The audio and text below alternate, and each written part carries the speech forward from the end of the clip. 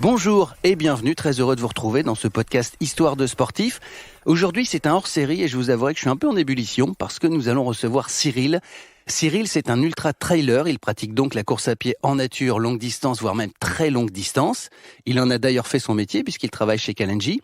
Et un jour, Cyril a décidé de courir le Tor des Géants, une course incroyable, 340 km, 24 000 mètres de dénivelé positif, 29 cols à gravir, dans la vallée d'Aoste en Italie, donc c'est beau, mais c'est très très dur.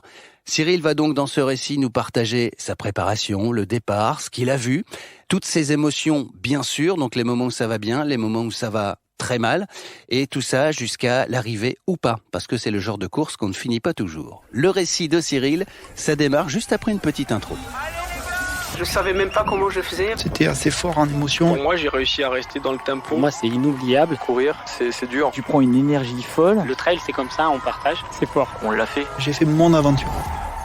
Je m'appelle Cyril, j'ai 39 ans et j'avais 38 ans quand j'ai fait le Tor des Géants, donc c'était l'année dernière. Alors je suis né à Foix, dans l'Ariège, pas loin de Toulouse. J'ai commencé le sport tout petit, j'étais passionné par le sport. J'ai commencé par du sport collectif. Donc pendant une quinzaine d'années, j'ai fait du foot. Jusqu'au jour où, lors d'un match, je me suis blessé au genou. Et du coup, j'ai arrêté les sports collectifs. J'ai commencé à ce moment-là à me mettre au sport plutôt outdoor. Donc j'ai fait pas mal de VTT à ce moment-là, pas mal de randonnées. Donc je me suis mis à la randonnée en montagne. À ce moment-là, j'ai quelqu'un avec qui je travaille qui me dit ça pourrait être pas mal de faire une course à deux, c'est une course trail. On est en 2005. Et là, je me dis pourquoi pas. Après tout, moi, j'ai jamais couru dans la nature, dans un environnement en extérieur, pourquoi pas. Donc, je commence mon premier trail en 2005. On le fait à deux et ma distance que je fais à ce moment-là, c'est 23 km. Et là, à ce moment-là, je me dis c'est trop cool de pouvoir combiner la course à pied avec la découverte d'un environnement naturel. Et là, je me dis, tu vas te lancer sur une course qui est plus importante, donc toujours dans les Pyrénées vers chez moi. Et il y a une course mythique là-bas qui s'appelle la course du Mont-Calme et qui fait 42 km. J'ai jamais couru avant, pas de course à pied, pas de running. Et là, je me dis, Cyril, tu vas te faire un marathon de montagne, 42 km, avec 3000 ou 3500 de dénivelé. Donc l'histoire du trail, elle commence là. Et donc la même année, en 2005, je me fais mon premier marathon de montagne chez moi, dans l'Ariège. Et là, mener à ce moment-là une passion de me dire, allez, sans forcément faire des courses, mais se dire, le week-end, je vais commencer à aller courir un peu en montagne parce que c'est chouette, parce que tu te dépenses, parce que c'est un sport d'endurance. Et du coup, sur des sentiers de randonnée dans les Pyrénées, régulièrement, j'allais faire des balades et au lieu de mettre 4 heures, je mettais 2 heures. Au lieu de faire la rando en 9 heures, je la faisais à moitié moins. C'est donc je voyais beaucoup plus de choses dans mes sorties. Et de là, je pense que c'est effectivement une addiction qui a commencé à naître, de me dire, tu vas toujours faire un petit peu plus et tu vas pouvoir te dépasser aussi autrement. Donc pendant quelques années, j'ai pu faire du coup 2 fois le Grand Raid des Pyrénées. J'ai fait aussi 2 fois l'UTMB. J'ai eu la chance d'être tiré au sort et de pouvoir participer 2 fois, en 2012 et 2014. Je me suis pris au plaisir et au format de cette course-là qui est l'Ultra Trail. Et moi, dans la façon dont je pratique et je vis mes courses, qui sont basées sur l'endurance, sur le dépassement, ce format-là, il me convient à moi. C'est pas qu'il est mieux qu'un 40 ou qu'un 20, mais c'est que moi, il me parle et je peux m'exprimer et trouver des sensations qui me vont, qui sont en adéquation avec moi, ce que je recherche dans cette pratique. Et le format, pour moi, c'est 170. Donc, j'ai aussi pu faire l'échappée belle, qui est une course qui fait 143 km, qui est magnifique. J'ai pu faire également en ultra l'Ultra Trail de Monte Rosa, 2017, qui est en Suisse, qui est extraordinaire. Et puis, un jour, je me dis, ok, t'es sur le format 170, tu repousses tes limites, t'es allé chercher des choses, des sensations, des dépassements que t'avais jamais eu. Donc tu prends conscience aussi de la maîtrise de ton corps, dépassement physique et dépassement psychologique aussi. Et c'est quoi après ? Parce que toutes les courses sont magnifiques, extraordinaires, mais est-ce que tu peux repousser plus loin ces limites-là ? Et là, j'ai rencontré une fille qui est exceptionnelle, qui s'appelle Emeline. Je l'ai rencontrée en formation au boulot.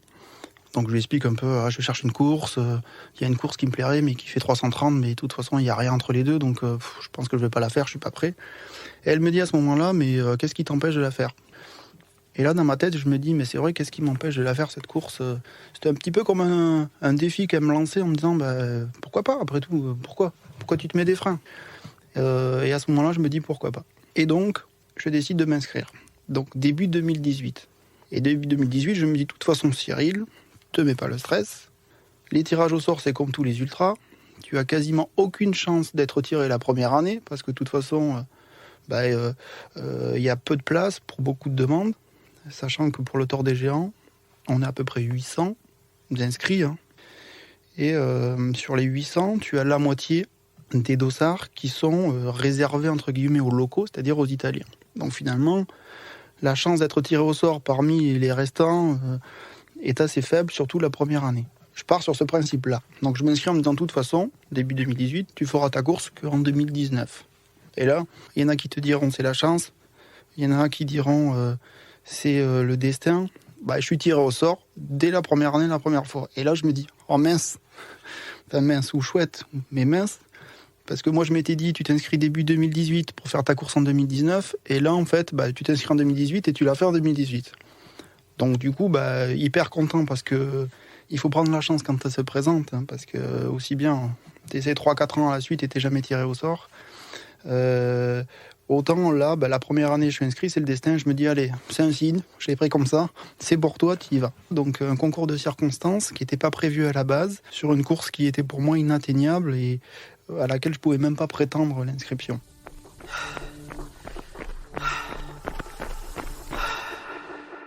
Alors la question pour les ultras, je trouve que c'est très compliqué de se dire est-ce qu'on est prêt, est-ce qu'on n'est pas prêt. Parce que finalement, quand tu t'inscris à une course de 330 km, elle est où la limite de je suis prêt, je suis pas prêt, c'est quoi le plan d'entraînement, est-ce que ça existe en fait ?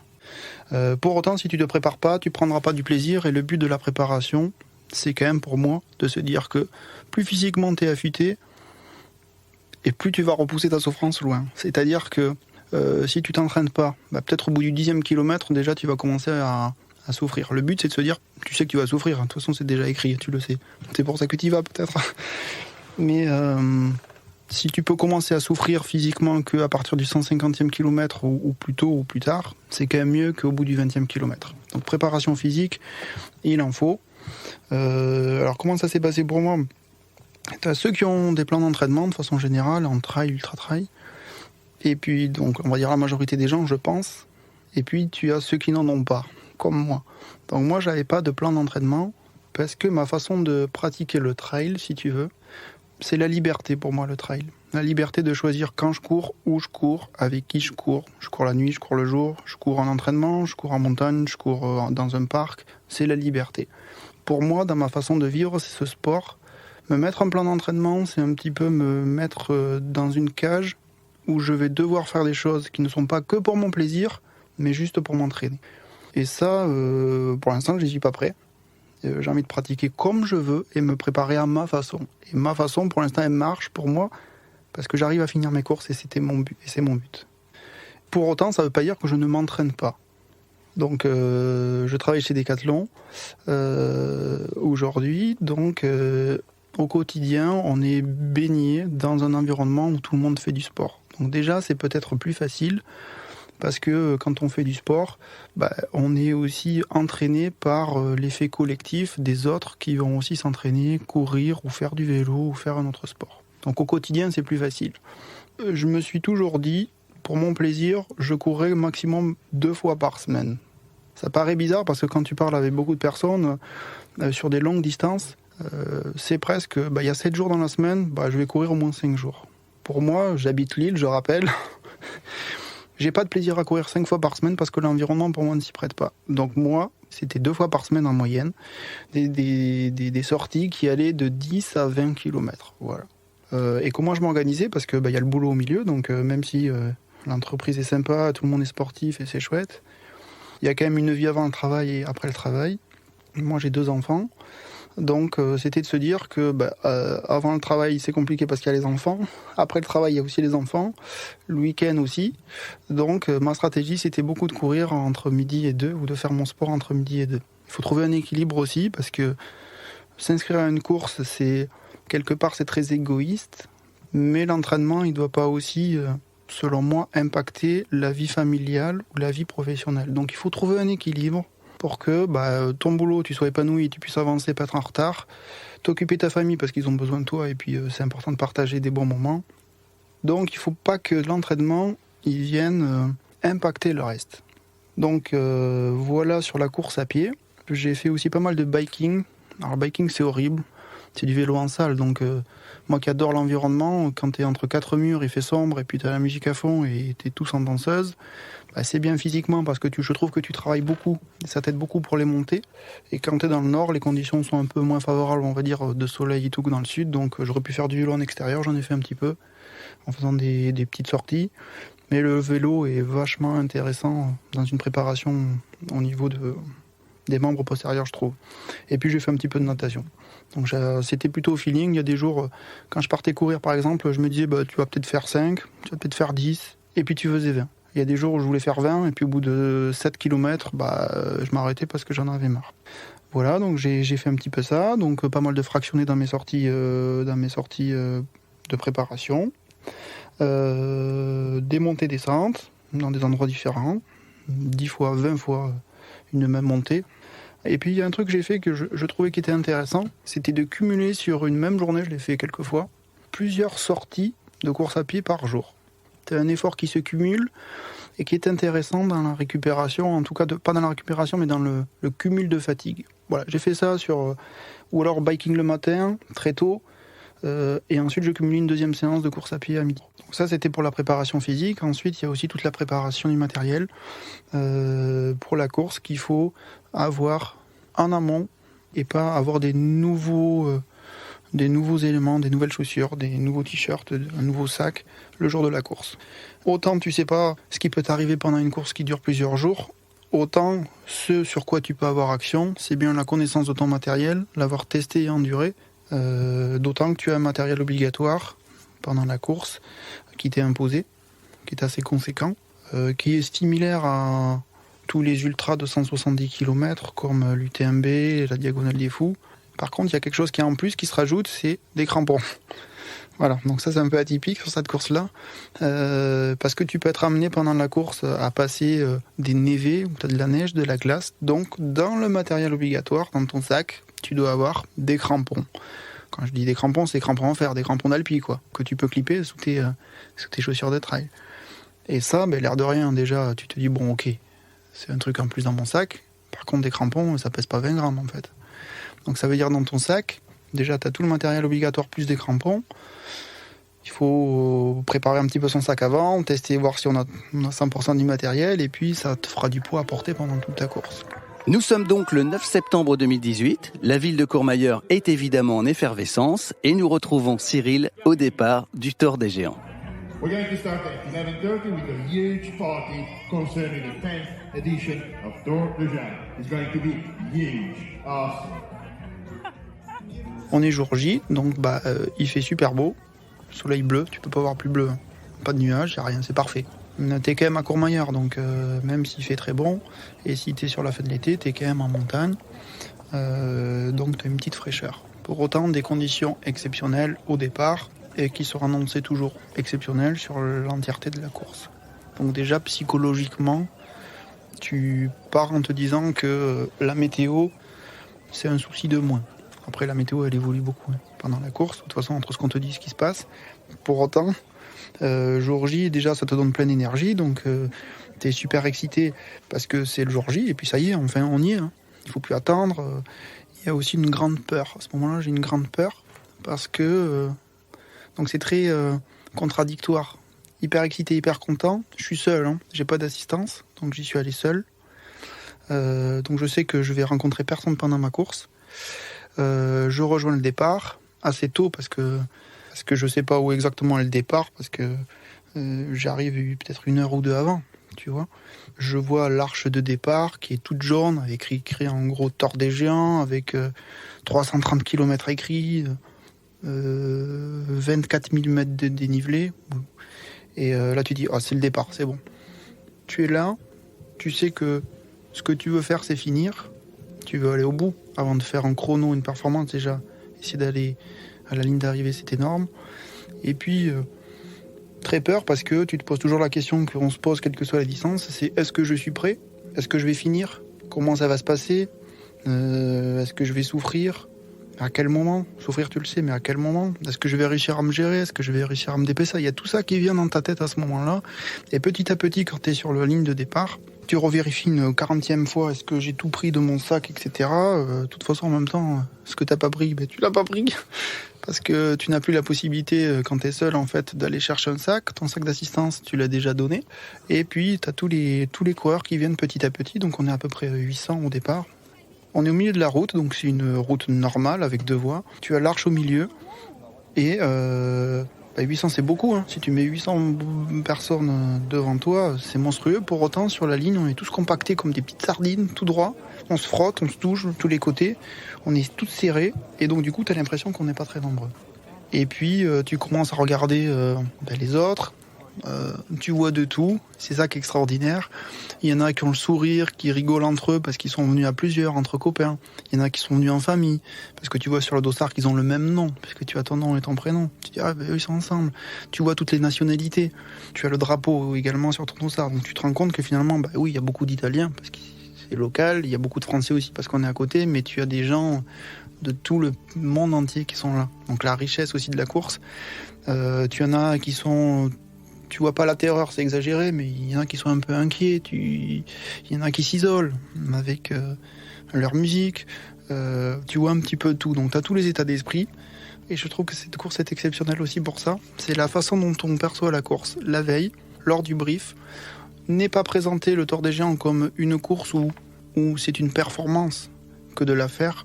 Mais c'est plutôt, tu viens vivre une aventure. C'est ça le teasing, c'est ça les témoignages qu'on nous donne en vidéo sur grand écran dans une salle des fêtes, une salle des sports.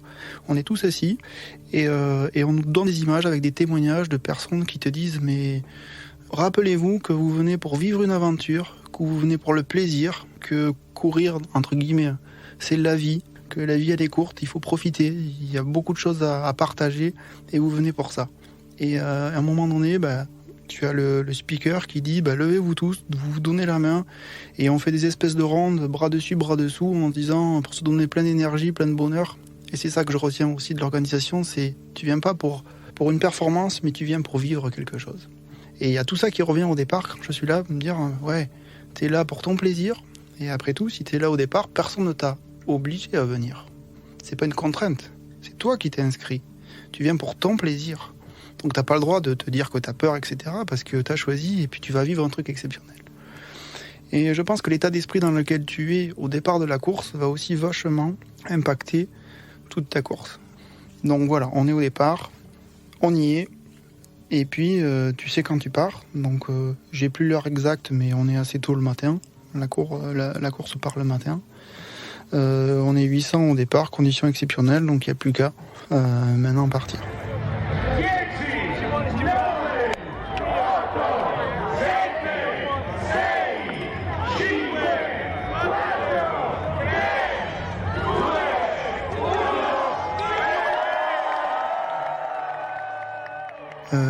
Donc le départ de la course, première anecdote, c'est marrant, je pars donc ça s'étire rapidement, hein. On est 800, donc au bout de quelques dizaines de kilomètres, t'as vite fait de t'étaler et tu vois beaucoup de coureurs pendant la course et finalement pas beaucoup parce que au bout de 300 km, il y a beaucoup d'écart entre les coureurs. Et je vois un gars, c'est un Américain parce qu'il y a son pays sur son dossard, très atypique, et il a sa chemise à carreaux, on dirait, ça me fait marrer. Et avec ses petits carreaux, chemise rouge, t'as l'impression qu'elle est en coton, qu'elle fait 3 kilos et qu'il va mourir, quoi. Donc je le prends en photo pour dire qu'en fait, sur une course, tu vois des gens différents et puis ils sont habillés aussi très différemment. Je l'ai vu au début et puis je l'ai vu sur les derniers kilomètres. Donc la course, elle commence à s'étaler et puis tu commences à faire des cols. Je crois qu'il y a une vingtaine de cols. Alors au fur et à mesure, moi, de l'avancée des cols, je me suis pris dès le début, tu vas te prendre à chaque col parce que tu as l'altitude et il y a le nom du col. Donc à chaque fois que je faisais un col, je me prenais un selfie à ce moment-là pour dire pour moi, allez, j'ai passé une étape, allez, on part faire le prochain col. Bon, c'est le premier col. 2h45 pour monter. suis allé tranquillou, mais il y avait un peu de monde. C'est juste une tuerie, le paysage. Je crois qu'il n'y en a pas trop derrière moi, mais c'est pas grave. C'est la force tranquille. C'est bon ça.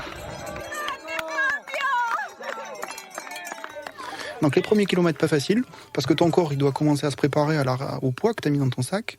Sur les premières montées de suite, tu sais plus trop si tu dois suivre les personnes qui sont devant, qui mettent un rythme, quoi. Tu es dans une queue leu-leu, hein. Quand même 800 au départ, les premières dizaines de kilomètres. Est-ce que je suis? Est-ce que je fais mon propre rythme? Mais t'as pas envie d'être dans les derniers dès le début, ni dans les premiers parce que ça va aller trop vite. Donc pas facile de se juger, je suis pas, je fais mon rythme. Puis rapidement tu te dis de toute façon que la course est tellement longue que si tu fais pas ton rythme à toi, de toute façon t'es mort. Donc je fais mon rythme. Donc tu enchaînes l'école, tu es dans un environnement extraordinaire, tu es dans la vallée d'Aoste. C'est des grandes vallées, tu vois toute la chaîne des Alpes italiennes, avec des couleurs qui sont magnifiques parce que quand il fait beau, tu as la couleur du soleil qui vient refléter tous les verts et les différentes couleurs jaunes que donne le soleil sur les pierres. Donc t'en prends plein les yeux. T'es pas parti que déjà tu te dis waouh, l'environnement extraordinaire. Au fil des kilomètres, ça fait que se confirmer parce que tu passes que rarement dans des villages. Donc c'est un environnement qui est préservé. Les kilomètres s'enchaînent et puis ensuite tu arrives rapidement aux nuits. Tu connais l'effort, donc première nuit, deuxième nuit, ça se passe à peu près bien. Tu sais gérer l'effort, c'est-à-dire que tu ne dors pas les 2 premières nuits. Par contre, passer ces 2 nuits, ça devient compliqué parce que à un moment donné, physiquement, ton corps, il faut qu'il dorme. Tu as besoin de te reposer, physiquement puis mentalement.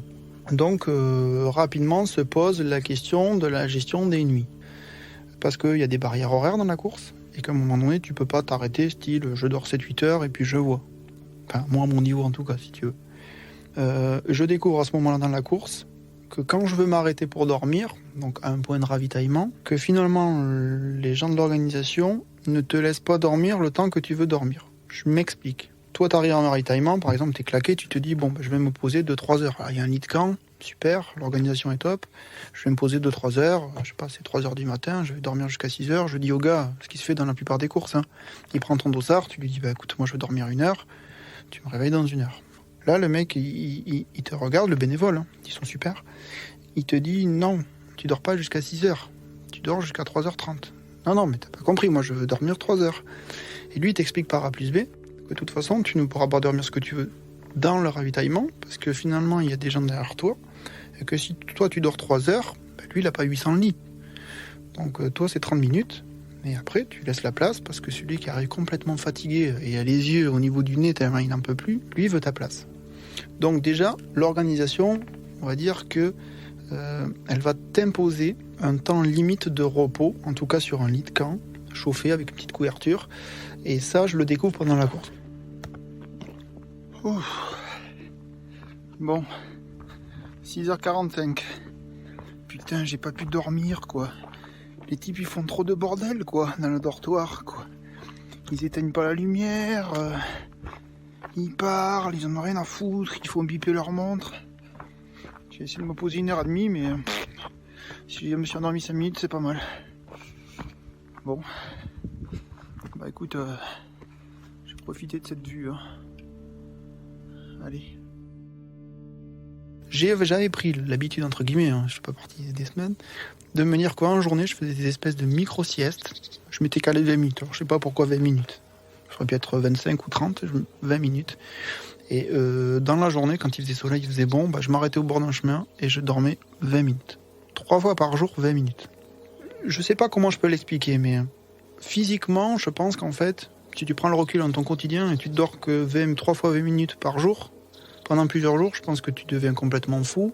Combiner un effort physique, c'est pas possible. Ton cerveau, il a cette capacité à s'adapter, ce qui est incroyable. Pour autant, c'est bizarre, quoi. C'est pas normal. Donc du coup, après la course, ça a été un petit peu plus compliqué pour retrouver un sommeil. Je crois que j'ai mis à peu près 6 mois. Parce que j'avais des insomnies, parce que j'étais complètement décalé et mon corps, il a besoin de se recaler. Il a fallu des semaines et des mois. Donc voilà, donc les kilomètres s'enchaînent. Je me souviens à un moment donné, donc au cours de la course, on doit être à peu près, je crois, au 150e kilomètre, quelque quelque chose comme ça. On est fin de journée, on arrive dans un village. On parle beaucoup avec les coureurs pendant la course, parce que le temps est long et parce que des fois tu fais 10 km, tu t'en rends pas compte quand tu parles, alors que si tu es tout seul, c'est vachement plus long. Donc je parlais beaucoup avec plein de coureurs hyper sympas, hyper intéressants. Tous ils te racontent que eux ils ont déjà fait l'UTMB le mois d'avant. Tu dis mais attends, moi j'ai pas fait l'UTMB le mois d'avant. Des super plans d'entraînement, etc. Tu te dis bon, moi c'est différent. Okay. Et ce gars-là me dit écoute, moi ça fait le 6e fois que je fais le Tour des Géants. Alors moi tu dis oh. Et le gars il me dit ouais mais là de toute façon là moi j'ai l'habitude du Tour des Géants, c'est le 6e. Et puis vu le timing qu'on est, moi, je peux te dire que la prochaine barrière, de toute façon, on sera hors délai. Et de toute façon, voilà, on ne pourra pas aller plus loin parce que la barrière horaire, par expérience, je peux te dire qu'à chaque fois que j'arrive là, je me fais éliminer parce que je perds dans le timing. Et d'ailleurs, écoute, vu que j'ai le temps, parce que je sais de toute façon que je ne passerai pas à la prochaine barrière, donc moi, je suis en même temps que lui à ce moment-là, il s'arrête dans le village parce qu'on marchait juste 3 minutes avant le ravitaillement. Il me dit je vais aller m'acheter une glace. Le gars, il s'arrête, il y avait des glaces à l'italienne. Il s'arrête, il se fait une glace...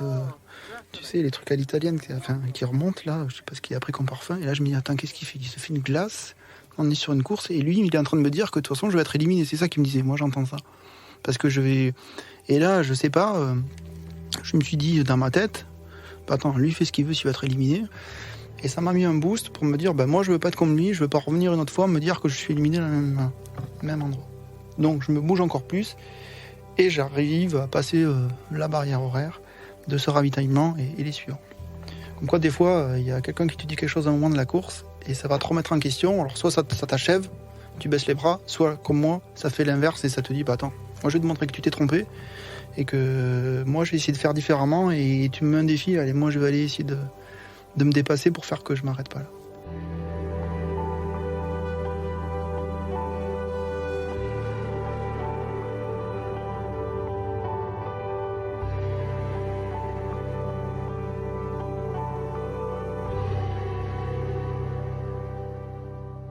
J'ai pris l'habitude par le passé de partager mes courses sous forme de récits sur les précédents ultras. Je fais ça depuis quelques années. C'est-à-dire, je fais ma course, donc je reçois des SMS pendant mes précédentes courses, des petits messages d'encouragement.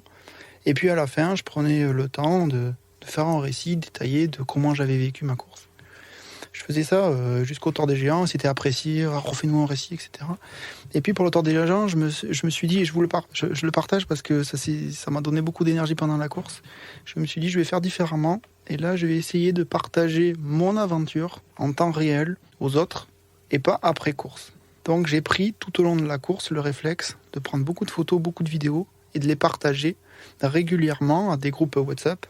Et c'était partagé, j'en avais fait un spécial Tour des Géants avec mes proches.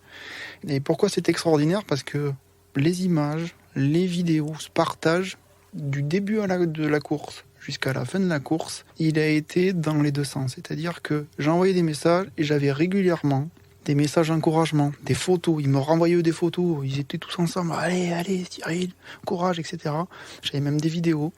J'avais même des messages de ma famille qui n'ont pas l'habitude de m'envoyer des SMS. J'avais des personnes que des fois je parle qu'une fois par an parce qu'on se perd de vue, etc. Là, ils m'envoyaient régulièrement des messages. Donc, beaucoup d'énergie positive, des gens qui t'encouragent. Et finalement, ta course, tu l'as fait, bien sûr, avec les autres concurrents, avec les bénévoles. Mais tu l'as fait seul quand même, tu es seul pour faire ta course. Et là, j'avais l'impression qu'on était 10, 20 en même temps. Et ça te donne une énergie, un partage. Et t'as pas envie de baisser les bras, parce que t'as beaucoup de moments où t'as envie de baisser les bras. T'as pas envie de baisser les bras parce que tu sais qu'ils sont derrière toi, qui te poussent, qui te donnent l'énergie, qui pensent à toi. Et ça donne tellement d'envie de continuer, de dépasser une souffrance que, c'est moteur. Donc moi, ça a marché, et au point que j'avais des messages de jour comme de nuit. Alors tu te dis à un moment donné, à 3h du matin, tout le monde dort, t'es seul. Et en fait, j'avais certaines personnes qui m'envoyaient encore des SMS d'encouragement parce qu'ils avaient pris le réflexe de me suivre toute la semaine. Et à 3h du matin, j'avais « Allez Cyril, on est avec toi ». C'est extraordinaire le partage que j'ai pu avoir avec toutes ces personnes qui m'ont encouragé et que je remercie encore. Parce qu'ils ont contribué au fait que moi j'ai fait ma course et j'ai pu aller au bout.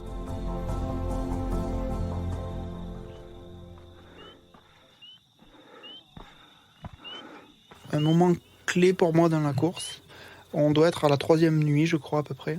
Et là, je commence à être dans le dur. Là, je passe un cap dans la difficulté physique et psychologique. où on est en pleine nuit, je passe un col, où j'ai la fatigue qui me tombe vraiment dessus de façon extraordinairement difficile. C'est le moment où ceux qui font du trail ultra devraient reconnaître ce moment. C'est le moment où on commence à fermer les yeux. C'est comme si on dormait, on s'assoupissait C'est de la marche à ce moment-là, on n'est plus sur la course à pied. Bâton autorisé, donc tu t'appuies sur les bâtons. Tu marches comme un robot. Tu fermes un peu les yeux quelques secondes, tu continues à avancer. Voilà, c'est un état de... Tu t'endors un petit peu, mais pas vraiment, tu t'assoupis. Et pour autant, ton corps, il continue à avancer. Donc je suis dans ce moment-là, je passe un col, il fait froid, je commence à me dire, qu'est-ce que tu fais là ? Je suis sur une distance que j'ai jamais faite, puisque j'ai dépassé les 170 km que je connaissais, donc je savais que 170, je l'ai dans la machine, comme je dis. Par contre, après, on ne sait pas. Donc c'est dans l'inconnu, dans la gestion inconnue de physiquement et psychologiquement. Je passe le col, tu vois, t'es tout seul, il y a du vent, il fait froid, tu sens plus tes mains tellement il fait froid, hein. T'as beau avoir tes gants, tout ça, tu bouges tes doigts, mais il n'y a rien, quoi, il n'y a pas de sang au bout de tes doigts. Puis là, tu vois des mots, tu es près d'une paroi, c'est bien balisé, tu peux pas te perdre, il n'y a pas de souci. Tu vois une ligne de vie sur un mur. Tu te dis, attends, il y a une ligne de vie, donc c'est une corde. Donc tu es à moitié endormi, et puis tu vois une ligne de vie, plusieurs moments dans la course, et tu te dis, ah, s'il y a une ligne de vie, c'est que quelque part, il doit y avoir un danger. Et donc là, tu prends conscience, sans prendre vraiment conscience, que potentiellement, si tu fais pas gaffe, tu peux te tuer. Parce que t'es quand même en montagne, il y a des vides, c'est une ligne de vie. Donc pas facile, parce que tu te dis, mais est-ce que ça vaut le coup que je sois là ? Après tout, je suis fatigué, peut-être que je fais un mauvais pas, je tombe. Donc pas facile à gérer. C'est le moment où c'est la 3e nuit, je commence à avoir des hallucinations. Et j'ai eu ça pendant 10-20 kilomètres. C'est assez perturbant parce que tu te dis, tu sais que c'est pas vrai, mais pourtant ça a l'air tellement vrai que ton cerveau il a pas dormi, tu hallucines, donc tu gères la fatigue, tu gères le manque de sommeil, tu gères l'environnement difficile. Et je me souviens, je suis dans une vallée qui descend et j'en peux plus, j'en ai marre. On est vers le 200 et je m'arrête dans une espèce de petite grange, il y a un banc, il n'y a personne, ni courir devant ni derrière. C'est un des moments clés parce que je m'assois, j'en ai marre, je souffre et je me mets à pleurer tout seul. De souffrance et de j'en ai marre, quoi. Je suis fatigué. Ouais, ça sert à quoi, quoi. Enfin, ça y est, je pense que je suis à ma limite, quoi. Je pleure, je suis dans mon village et puis là j'ai Eric, c'est un de mes potes, qui m'envoie un message. Il me dit non mais Cyril, ça va et tout, je vois que tu t'es arrêté. Et je sais où t'es, j'étais dans un petit village et tout, parce que lui, il le voyait avec la balise GPS, il me dit non, t'inquiète pas, t'as bientôt un ravitaillement, il descend, allez, je suis avec toi, je sais pas, c'est 3h du matin, quoi. Il m'envoie un message, et là, je me dis, putain, il est avec moi, tu retrouves une force à te dire, allez, je repars. Et ravitaillement, il doit être 10 km plus loin. J'ai beau repartir, sur les 10 km qui vont arriver, qui me permettent d'arriver au 200e kilomètre, tous les 10 km, j'ai tellement mal aux pieds, que je me dis, de toute façon, là, je peux pas m'arrêter au milieu parce que de toute façon il n'y a pas de route, il n'y a pas de voiture qui peut me récupérer, il n'y a pas d'assistance. Je vais au 200e kilomètre, je m'arrête.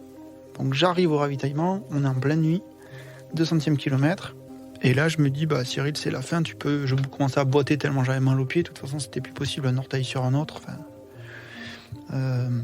Je me dis, bon, avant de dire que j'arrête, je vais aller dormir un peu parce que j'en pouvais plus.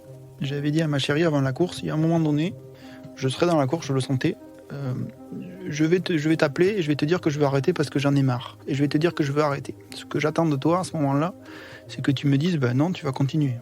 Voilà. Donc j'appelle ma chérie, je lui dis, écoute, voilà, là je vais arrêter parce que j'en peux plus. Quelque part, je pense que quand je l'appelle, j'attends qu'elle me dise, vas-y, bouge-toi. Et là, elle me dit, bon, écoute, ok, t'as fait ce que t'as pu, c'est bien, je suis fier de toi. Et puis, comme ça capte pas bien parce qu'on est en Italie, juste après ça, ça coupe. Et là, je sais pas pourquoi, le truc il m'a gonflé. Enfin, elle peut pas me dire d'arrêter parce qu'en plus je lui avais dit de me dire de pas arrêter. Ça m'a énervé. Alors je sais pas si c'était c'est pas de l'ego mais de la fierté personnelle. Je me dis non mais attends, puisque c'est ça, je vais continuer exprès. Donc je me dis je me relance dans la course puisque c'est comme ça. Je me relance dans la course et je me dis à ce moment-là, tu baisses pas les bras, c'est pas possible. Tu ne dois pas baisser les bras. Si tu dois arrêter, voilà l'état d'esprit dans lequel je suis. Si tu dois arrêter, tu n'arrêteras que parce que c'est la course qui t'arrête. C'est-à-dire une barrière horaire. Et bizarrement, je reprends plein de messages de proches. Allez Cyril, on est avec toi, etc. Ça me redonne encore du bon mon cœur. Je pars un petit peu en pleurant en me disant, c'est quand même horrible. Mais pour autant, je repars avec une énergie positive en me disant, ok, il y a plein de choses à voir encore. Tu vas continuer, tu vas voir des belles choses et tu vas serrer les dents. La souffrance, quand tu commences à l'avoir sur ce genre de choses, en fait, tu n'as pas d'autre choix que soit tu t'arrêtes parce que tu ne l'acceptes pas, soit tu l'acceptes et elle doit faire partie de ta course. Donc il faut apprendre, en tout cas jusqu'à la fin de la course, à vivre avec et à l'oublier parce qu'elle fait partie de toi. Donc il faut qu'une souffrance, elle fasse partie de toi et que tu l'oublies.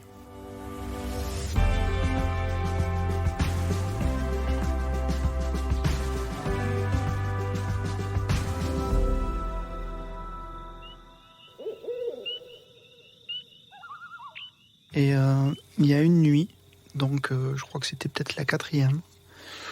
Dans la nuit, je vois des petites lumières qui clignotent au loin.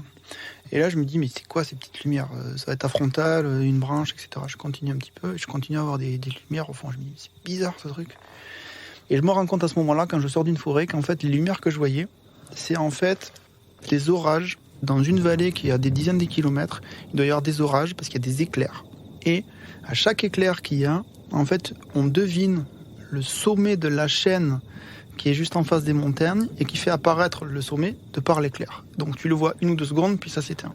Puis tu le vois 1 ou 2 secondes et ça s'éteint. Et c'est juste magnifique de te dire qu'à un moment donné dans la course, tu vois des choses si extraordinaires, qui est liées aux conditions météo, qui te touchent pas directement. Et tant mieux, je me suis dit à ce moment-là, je suis pas dans la mauvaise vallée, c'est cool. Pour autant, tu vois des trucs qui se passent, qui sont magiques au loin.